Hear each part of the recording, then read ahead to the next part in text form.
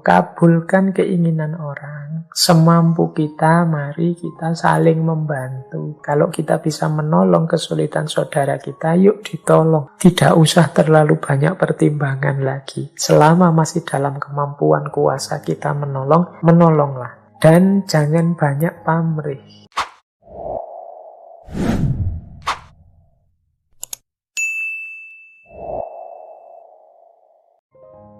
Assalamualaikum warahmatullahi wabarakatuh. Bismillahirrahmanirrahim. Wedya ing Allah. Jadi takutlah kepada Allah.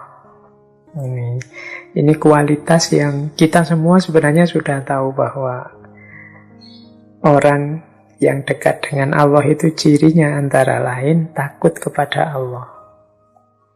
Orang yang takut kepada Allah itu pasti hidupnya terjaga.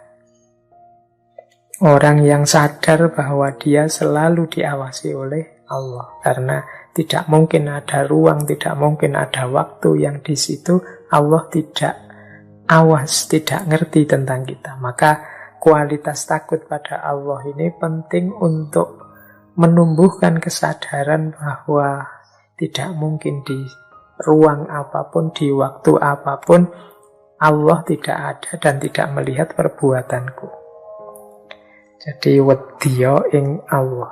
Ini seolah-olah sangat sederhana, tapi melaksanakannya tidak sederhana.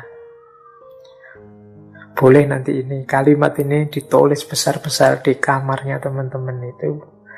Kasih tulisan wedi ing Allah. Nah, jadi kalau tiba-tiba kok sendirian di kamar, kemudian pegang HP, ingin buka yang aneh-aneh, begitu nongak sedikit ada tulisan wedi ing Allah. Nah, terus tidak jadi, terus wah, ya ini salah dosa, Allah mesti melihat. Atau begitu ada orang maki-maki di medsos, kita panas ingin balas, begitu ingin balas ada tulisan wedi ing Allah. Nggak jadi sudah. Khawatir nanti Allah pasti tahu ini ternyata aku tidak ada beda dengan mereka. Mulutku dan mulut mereka sama-sama jeleknya. Ini bisa jadi rem rasa takut kita kepada Allah. Kemudian manah dan syukur ing Allah. Hati yang selalu bersyukur kepada Allah. Ini salah satu akhlak yang mulia, yang bisa jadi sumber kebahagiaan, bisa jadi sumber kenyamanan hidup kita, tapi sering kita lupakan, yaitu syukur. Kita itu lebih suka melihat hal-hal yang negatif dari apapun yang sedang kita alami. Bahkan sekiranya yang negatif itu padahal satu kenikmatan, tapi kita kadang-kadang lupa bersyukur karena melihat sisi negatifnya. Alhamdulillah sudah lulus, sudah wisuda. Lah tapi setelah wisuda ini mau apa? Akhirnya malah sedih. Mikir mau apa setelah wisuda itu membuat kita sedih, terus lupa bahwa kita sudah dapat nikmat wisuda.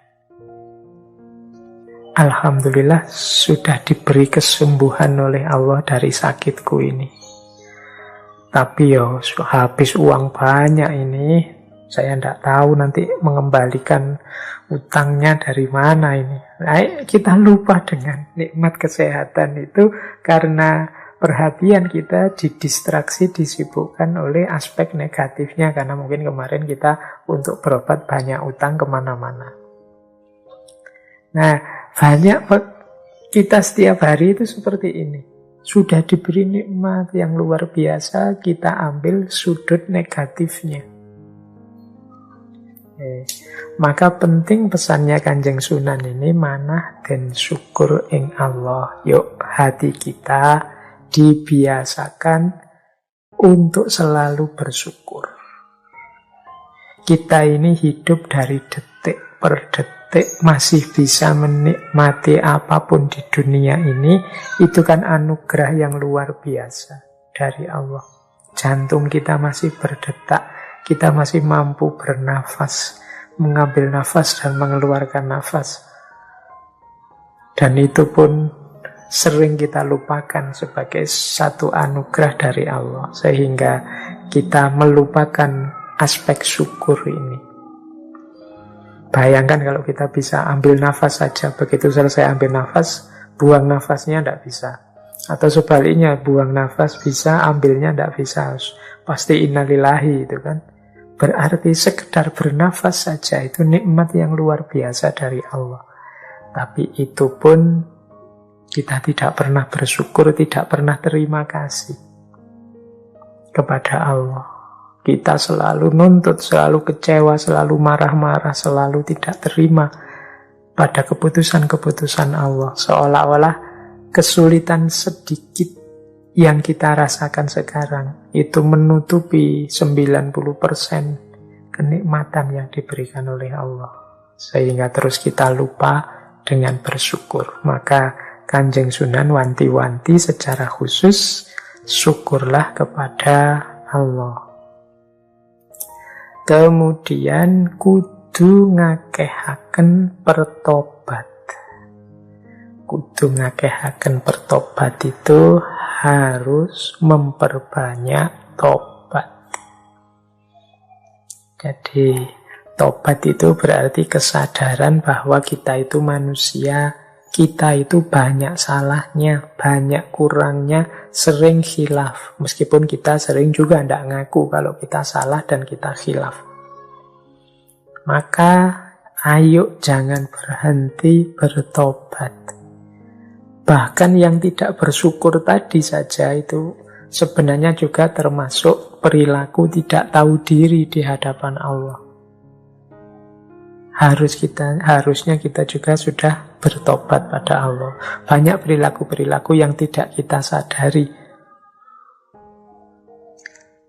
Yang ini sebenarnya tidak pas, tidak cocok. Maka perbanyaklah bertobat.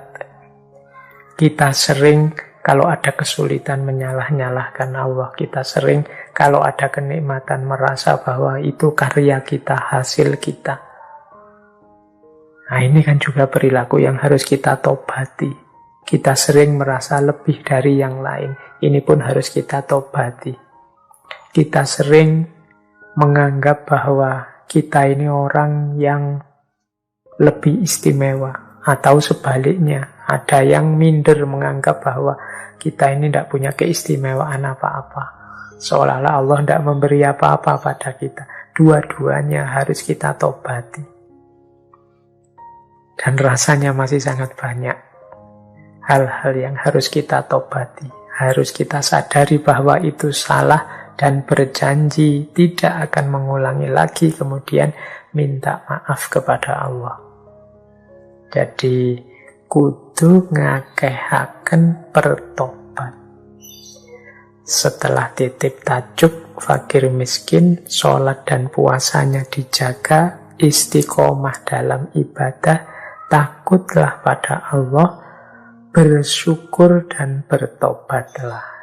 Nah ini pesan-pesan kunci. Hanya satu kalimat ternyata kalau dijelaskan ya panjang. Tapi paling tidak satu kalimat ini bisa menyadarkan kita. Ini kalau yang mengucapkan langsung Kanjeng Sunan di depan kita itu pasti lebih masuk, lebih meresap dalam diri kita. Karena faktor yang mengucapkan. Kalau yang mengucapkan hanya saya, mungkin kalian berhenti hanya pada tahu dan tidak tahu saja. Mungkin kalian ngomongnya sudah pernah Pak, wis tahu Pak, dan lain sebagainya. Ya kalau yang mengucapkan Kanjeng Sunan langsung pada kita, ya meskipun sudah pernah, tapi rasanya pasti beda. Lebih merasuk, lebih meresap. Oke, jadi petata petiti ini boleh nanti dibaca sendiri di kamar sambil merasakan bahwa ini pesan dari seorang wali kekasihnya Allah. Saya baca agak cepat, ini bagian akhlak. Ini ada banyak prinsip-prinsip moral. Ini saya baca cepat ya. Singkirna sifat kanden wanti, duwena sifat kang wanti. Jauhi sifat yang tidak baik, milikilah sifat yang baik. Kegunem sifat kang pinuji, miliki sifat terpuji. aja ilok gawe bobat, jangan suka berbohong. Aja ilok ngicek rarohi ing wong, jangan suka menghina orang lain. Aja ngagungaken ing salira, jangan mengagungkan diri sendiri. Aja ujub riya sum'ah takabur, jangan ujub riya sum'ah takabur. Aja duwe ati ngunek, jangan dendam. Ing panemu aja gawe tingkah. Bilang kau pandai, banyak gagasan, jangan sombong. Dan bisa mekeng ing nafsu, harus bisa menahan hawa nafsu. Angasana diri, harus bisa mawas diri. Ini prinsip-prinsip moral dasar. Masih sangat banyak pedoman-pedoman moral, tapi ini beberapa yang disampaikan oleh Kanjeng Sunan. Mari kita jadi orang yang baik, dan mari kita hindari sifat-sifat yang tidak baik dan tidak terpuji. Sebenarnya kita sudah tahu, makanya mungkin tidak perlu dijelaskan panjang lebar detail. Teman-teman sudah tahu. Ketika ada larangan-larangan seperti ini, sebenarnya kita akan mengangguk, iya memang tidak boleh yang itu. Hanya saja kita ini sering tidak peduli dalam penerapannya sehari-hari. Kita itu tahu kalau ditanya, apa kita tidak boleh sombong? Iya, kita memang tidak boleh sombong. Tapi apakah aku sombong atau tidak, itu kita jarang mengoreksi dan memeriksa diri kita sendiri. Apa aku bohong? Kita jarang masuk ke, apa jangan-jangan aku ini bohong. Kalau sudah punya kepentingan, itu kadang-kadang kita tidak peduli, ada bohongnya sedikit-sedikit tidak masalah. Yang penting kepentinganku tuntas. Ini yang saya maksud, ada jarak antara pengetahuan dengan kesadaran. Semoga setelah pesan-pesan dari Kanjeng Sunan ini kita tidak sekedar tahu, tapi juga sadar. Semoga kita jadi orang yang tidak suka bohong, tidak suka menghina orang lain. Kadang-kadang kita itu tidak sadar menghina orang lain. Ketika diingatkan, lah sana duluan ya Pak yang menghina, sana duluan yang memaki, yo saya harus balas memaki. Nah, ini namanya sudah tahu kalau menghina itu jelek, kok malah kita ikut dia yang sudah jelek itu. Berarti kita followernya dia maki-maki, kita maki-maki juga. Janganlah kita harus beda dengan dia yang menurut kita jelek, ya jangan ditiru. Jangan mengagungkan diri sendiri. Ini sebenarnya kita sudah tahu, sombong itu jelek, merasa besar itu jelek, takabur itu jelek. Tapi ya seringkali kita khilaf dalam hal ini. Kadang-kadang kita, saya sombong ini kan biar dia sadar Pak, bahwa bukan dia saja yang besar. Nah ini menurut saya masalah. Jadi untuk memadamkan api, jangan dengan api juga. Memadamkan api dengan air. Jadi jangan sampai kita salah membaca diri kita sendiri. Seolah-olah kalau orang lain sombong itu pasti salah. Nah, kalau kita sombong tidak, karena ini sombong dalam rangka menyadarkan orang sombong itu. Nah, ini pesannya Kanjeng Sunan, janganlah. Jangan mengagungkan diri sendiri. Jangan ujub, riya, sum'ah. Ujub itu kagum dengan dirinya sendiri. Wah, ternyata aku ini memang soleh. Ternyata aku ini memang alim. Ternyata aku ini memang orang luar biasa. Baru sadar aku. Itu namanya ujub. Jangan riya, ingin pamer. Biar orang-orang tahu betapa aku ini wawasanku luas. Biar orang-orang ngerti bahwa aku ini pinter loh cara berpikirnya. Biar orang-orang ngerti bahwa kalau aku menganalisis itu bisa canggih. Itu namanya riya. Jangan sum'ah. Sum'ah ini dekat dengan ujub. Kalau ujub itu keluar dari diri kita. Kalau sum'ah itu kita seneng kalau ada orang-orang muji kita. Orang-orang mungkin mengungkap kebesaran kita. Wah, sampean ini memang orang luar biasa. Wah, sampean ini memang pointernya kalau menjelaskan itu kagum saya. Terus begitu ada teman bilang begitu, kita ikut, oh iya ya, Aku itu memang hebat. Buktinya teman-teman ini ngakui semua. Itu namanya sum'ah. Nah, ini penyakit-penyakit hati yang dipesankan oleh Kanjeng Sunan. Semoga kita tidak ada di situ. Jangan dendam. Semoga kita bisa menahan hawa nafsu. Dan mari kita selalu mawas diri. Jadi mawas diri itu berarti pandangan kita lebih banyak terarah pada diri kita sendiri. Jadi seperti orang yang pegang kaca. Pegang kaca itu kan melihat dirinya sendiri lebih banyak. Jadi bukan seperti orang yang pegang senter. Kalau pegang senter melihat keluar ke sana. Kalau pegang kaca itu melihat dirinya sendiri ke dalam. Jadi kalau ada yang jelek-jelek, ada yang hitam, ada yang kotor dari wajah kita, kita tahu. Nah, itu namanya mawas diri. Semoga pegang senter kita tidak lebih banyak daripada pegang kacanya. Karena orang terlalu banyak pegang kaca itu biasanya mencari-cari salahnya yang lain-lain sampai lupa bahwa dirinya juga banyak salah. Oke, jadi itu petatah petitih bagian kedua. Saya tidak menjelaskan detail satu-satu karena pertimbangan waktunya. Kita lanjutkan kelompok petatah petitih yang ketiga. Kalau ini lebih konkret, kalau tadi lebih umum sifatnya.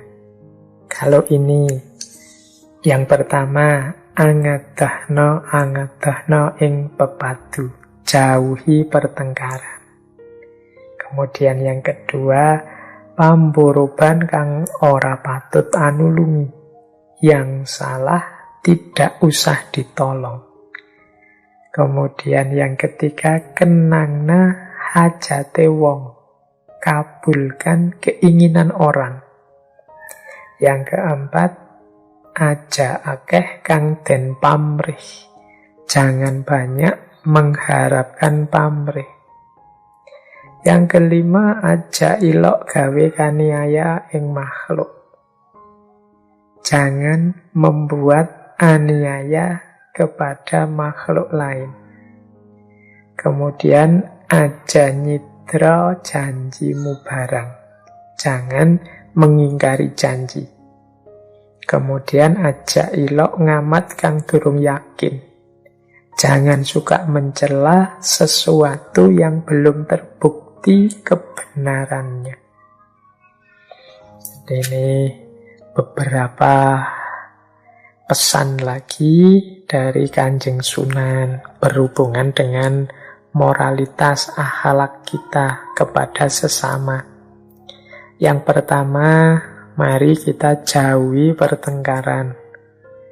Hidup ini memang kadang-kadang kita berhadapan dengan perbedaan-perbedaan prinsip, perbedaan-perbedaan pandangan, perbedaan-perbedaan perspektif, tapi semoga tidak berbuah pertengkaran.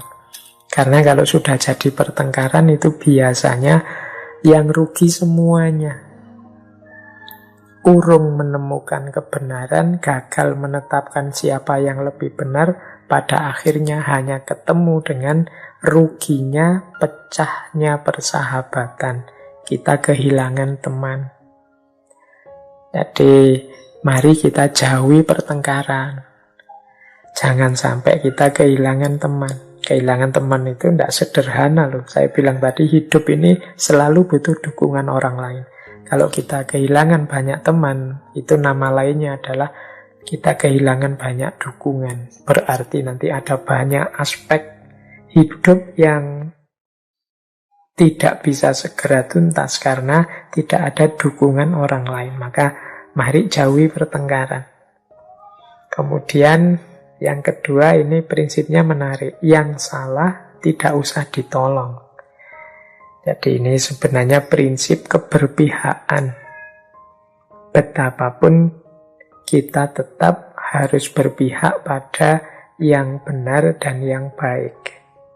Jangan sampai kita berpihak pada yang salah, meskipun itu saudara kita, meskipun itu teman dekat sahabat kita, meskipun itu orang yang banyak jasanya pada kita. Tetap prinsipnya yang salah tidak usah ditolong. Jadi salah ya dibilang salah. Orang salah itu biasanya harus siap dengan konsekuensi dari kesalahan yang dia lakukan. Mungkin hukuman, mungkin kesulitan-kesulitan, ya sudah, itu sewajarnya orang salah. Jangan sampai kita berpihak pada yang salah atau membela yang salah, meskipun yang salah itu orang-orang dekat, teman kita, dan lain sebagainya. Kemudian kenangna hajate wong, kabulkan keinginan orang. Semampu kita, mari kita saling membantu. Kalau kita bisa menolong kesulitan saudara kita, yuk ditolong. Tidak usah terlalu banyak pertimbangan lagi. Selama masih dalam kemampuan kuasa kita menolong, menolonglah. Dan jangan banyak pamrih. Karena mungkin seringkali kita ini kalau menolong orang itu selalu perhitungan, nanti saya dapat apa. Termasuk menunggu ucapan terima kasih, itu menurut saya ya jenis pamrih. Dia terima kasih, ya alhamdulillah. Dia tidak terima kasih juga tidak masalah. Karena memang saya melakukan ini bukan karena ingin diterima kasih atau ingin dibalas jasa, tidak. Saya melakukan ini karena ini sesuatu yang baik yang diperintahkan oleh Allah, itu saja. Tidak usah pamrih macam-macam, karena biasanya kalau amal baik itu ditambahi pamrih-pamrih, hasilnya bisa kecewa-kecewa. Kemudian kalau kita sudah kecewa-kecewa dengan kebaikan yang kita lakukan, akhirnya kita tidak terlalu gairah, tidak terlalu semangat lagi melakukan kebaikan. Jadi terus enggan. Misalnya kita sedekah, terus tadi kita berharap, saya sedekah ini di antara harapan kita, semoga dia juga tahu diri lah, tak bantu gini ya terima kasih lah paling tidak. Ternyata dia tidak terima kasih. Itu kan kita kecewa terusan. Kita nunggu-nunggu diterima kasih, terima kasihnya tidak muncul-muncul. Akhirnya kan kita di babak selanjutnya justru kehilangan kebaikan, karena kita terus males sedekah. Banyak orang yang tidak tahu diri, tidak mau terima kasih. Akhirnya kita yang kehilangan kebaikan kita. Kita kehilangan hal-hal baik dalam hidup kita. Karena diawali kita sendiri matok pamrih-pamrih. Maka yuk kalau bisa kita lakukan kebaikan dengan sesedikit mungkin pamrih lah. Kalau memang apa bisa Pak tidak ada pamrih, yuk sekecil mungkin. Atau tidak usah bergantung lah pada pamrih-pamrih. Jadi dia terima kasih ya syukur, alhamdulillah. Tidak terima kasih juga tidak apa-apa. Nah itu berarti tidak tergantung. Tapi kalau kita punya prinsip, ya orang habis diberi ya harus terima kasih, ya mungkin kita nanti akan jatuh pada kekecewaan demi kekecewaan. Bukan masalah kecewanya, tapi karena selanjutnya mungkin kita tidak lagi terlalu percaya dengan kebaikan. Kalau sudah tidak terlalu percaya, akhirnya kita tidak menjalankan kebaikan lagi. Dan pada akhirnya yang banyak rugi justru kita sendiri. Kemudian jangan menganiaya makhluk yang lain, ini pasti ya. Jangan mengingkari janji. Dan yang selanjutnya, jangan suka mencela sesuatu yang belum terbukti kebenarannya. Ini yang terakhir ini seolah-olah pesan pada kita hari ini. Aja ilok ngamat kang durung yakin. Jadi jangan suka mencela sesuatu kalau belum yakin benar, belum terbukti kebenarannya. Belakangan ini kan banyak beredar di kita berita-berita palsu, hoax. Biasanya kalau hoax ini cocok dengan prinsip kita atau dengan aspirasi kita. Meskipun bohong itu kita benarkan begitu saja. Misalnya karena kita benci pada seseorang, tiba-tiba ada fitnah atau hoax yang buruk tentang orang itu, biasanya kita cenderung membenarkan fitnah atau hoax itu. Kalau ada orang menjelaskan, salah mas, tidak begitu, itu berita palsu. Biasanya kita ngeyel, bisa saja benar, mana ada asap kalau tidak ada api. Misalnya kan kita ngeyel, pokoknya orang yang kita benci itu harus tetap salah, harus keliru. Kita diluruskan tidak mau. Nah, ini dipesan oleh Kanjeng Sunan, Mbok Yo. Kalau memang belum terbukti kebenarannya, jangan kesusu dicela, jangan kesusu disalahkan. Baru kalau sudah yakin, oh ternyata ini memang benar, bolehlah dideklarasi, ditunjukkan bahwa ini salah. Jadi ini menurut saya sangat relevan dengan situasi kita hari ini yang sering terseret oleh arus viral dan tidak viral, yang kadang-kadang tidak kritis. Sehingga meskipun belum terbukti benar salahnya, kita langsung saja ikut menimpali sesuai dengan aspirasi dan keinginan kita. Baik. Nah, ini kelompok yang keempat. Ini kelompok tata perilaku. Tata krama atau tepo seliro. Yang pertama, tepo saliro den adol, tampilkan perilaku yang baik dan hormat ing wong tua. Harus hormat pada orang tua dan hormat ing leluhur. Harus hormat kepada leluhur. Hormaten emanen mulyaken ing pusaka. Hormati, sayangi dan mulyakan pusaka. Dan welas asih ing sapada-pada, hendaknya menyayangi sesama manusia. Dan muliakan ing tetamu, menghormati tamu. Nah, ini bagian hormat menghormati. Jadi secara umum kita memang harus tampil jadi orang yang penuh tata krama dan hormat kepada siapa saja.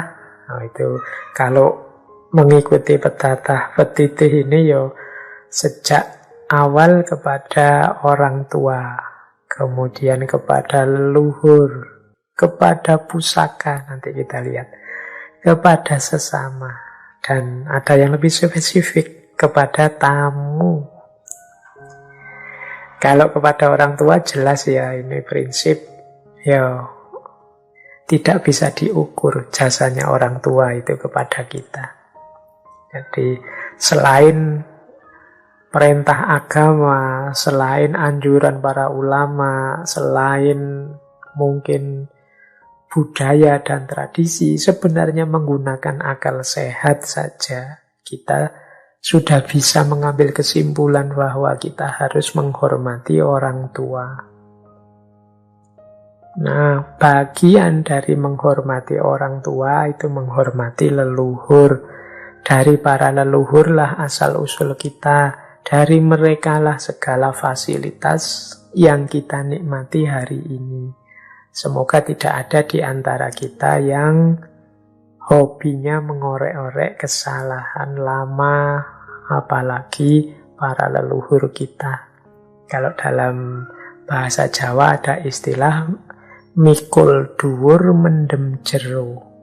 Jadi para leluhur orang tua itu harus kita angkat tinggi-tinggi. Mikul dhuwur mendem jero itu harus kita tanam dalam-dalam. Kalau ada salah, khilaf, keliru dari mereka. Ini dalam rangka bentuk penghormatan kita kepada mereka. Wong yo kenikmatan hidup, berbagai fasilitas yang kita enyam hari ini itu ya sebagian besarnya kan atas jasa mereka dalam hal apapun. Jadi penting kita hormat leluhur, termasuk juga pusaka. Mungkin kalau zaman Kanjeng Sunan ya pusakanya ya semacam senjata-senjata peralatan hidup, peralatan perang. Kalau zaman kita macam-macam pusaka itu. Kalau menurut saya ya bagi dosen misalnya laptop itu ya pusakanya, HP itu pusakanya hari ini, peralatan pendidikan itu ya pusakanya, bagi pedagang mungkin timbangan itu ya pusakanya, bagi nelayan mungkin jaring kapal itu pusakanya. Jadi alat sarana yang dipakai untuk memenuhi kebutuhan, menjalankan amanah baik sebagai hamba maupun sebagai khalifah. Jadi itulah kalau menurut saya pusaka. Maka kita harus menghormati, menyayangi para akademisi, teman-teman yang belajar itu ya pusakane ya buku. Jadi kitab-kitab dan lain sebagainya dan lain sejenisnya ya harus kita muliakan. Jadi jangan sampai misalnya kita ini pelajar tapi tidak suka dan tidak hormat pada buku. Ya kita akan nanti manen hasilnya. Mungkin kita tidak akan sukses di ranah akademik, di ranah ilmu. Jadi hormaten, emanen, muliaken ing pusaka. Kemudian menyayangi sesama, pastinya ya kita sesama manusia. Relasi yang paling indah adalah relasi saling menyayangi. Bukan relasi saling mengambil keuntungan, apalagi relasi saling mengalahkan dan saling menghancurkan. Hidup ini hanya sekali, mbok kita cari yang nyaman saja dalam berhubungan dengan sesama. Termasuk dalam hal menghormati tamu.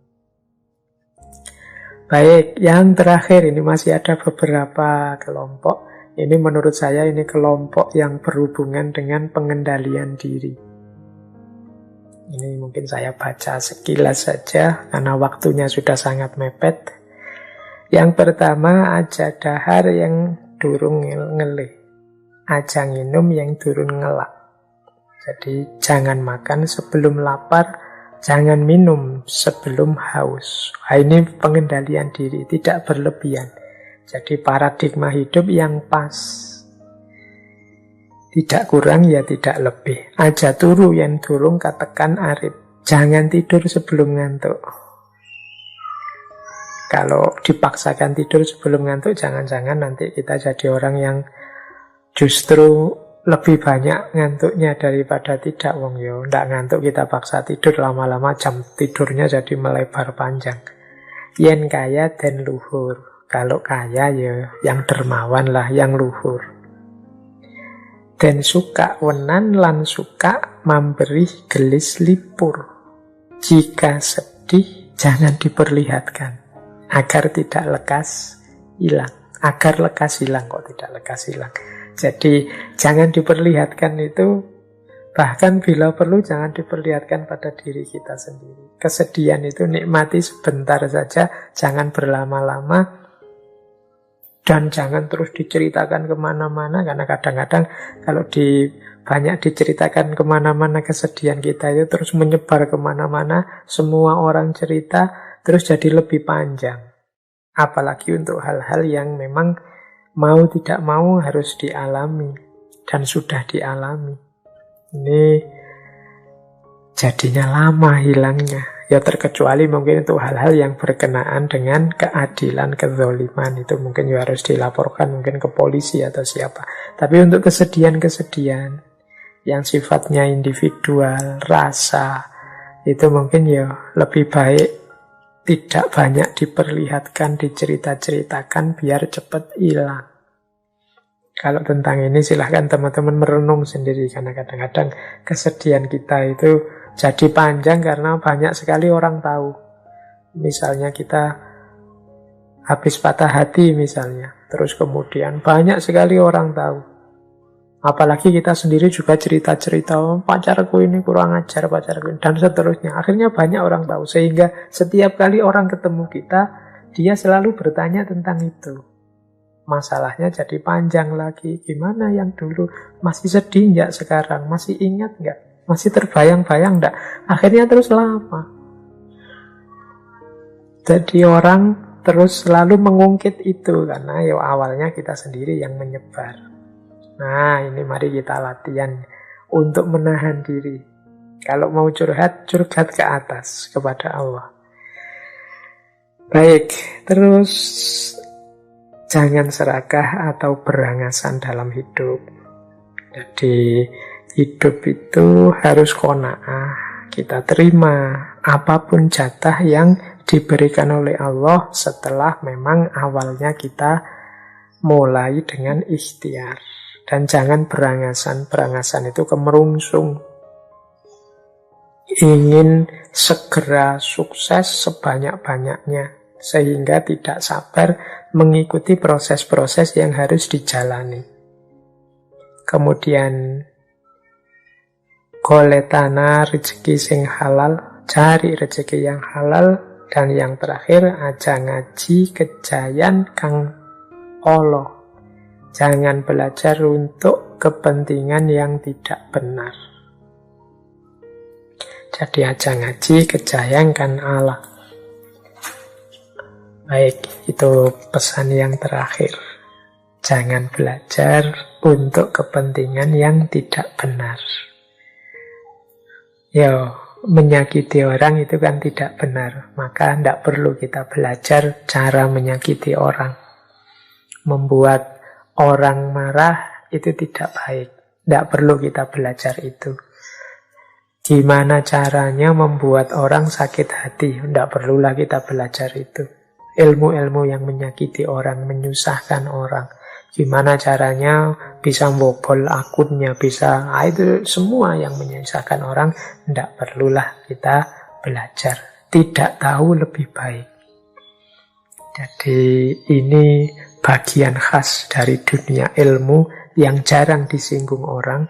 Biasanya orang itu kan, mari kita tahu lebih banyak, mari kita lebih tahu. Tapi sebenarnya ada bagian kecil dari dunia ilmu itu yang tidak tahu itu lebih baik. Ya seperti tadi, saya tidak tahu cara menyakiti orang itu seperti apa. Saya tidak tahu cara balas dendam yang efektif itu bagaimana. Saya tidak tahu cara membuat orang kecewa, mengingkari janji itu seperti apa. Itu kan tidak tahu, tapi lebih baik.